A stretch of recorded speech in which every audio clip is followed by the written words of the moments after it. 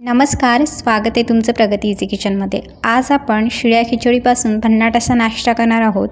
तर ही जी आहेत फोडणीची खिचडी आहेत, पण अतिशय वेगळ्या पद्धतीने मी इथे करून दाखवलेली आहेत। तर नक्की ट्राय करून बघा आणि साधी आणि सोपी पद्धत आहे।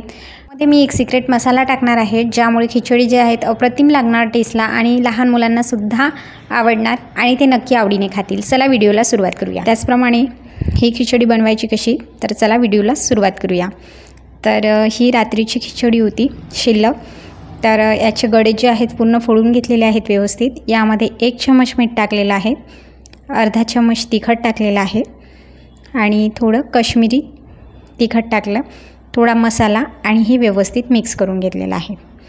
बघू शकता यामध्ये थोडा अर्धा चमच मी कांदा लसूण मसालासुद्धा टाकलेला होता।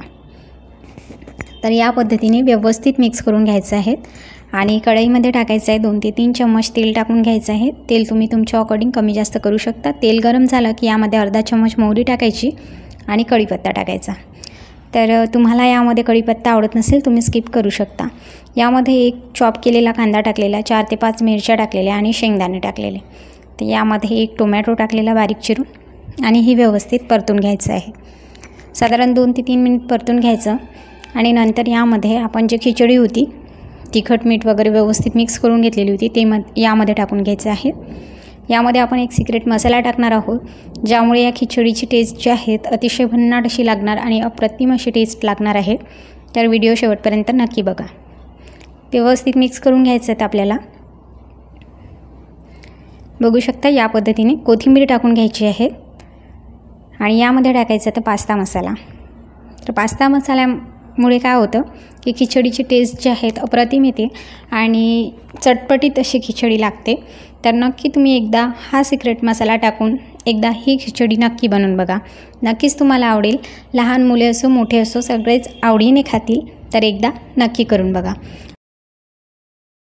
ही सर्व करून घ्यायची आहेत आपल्याला।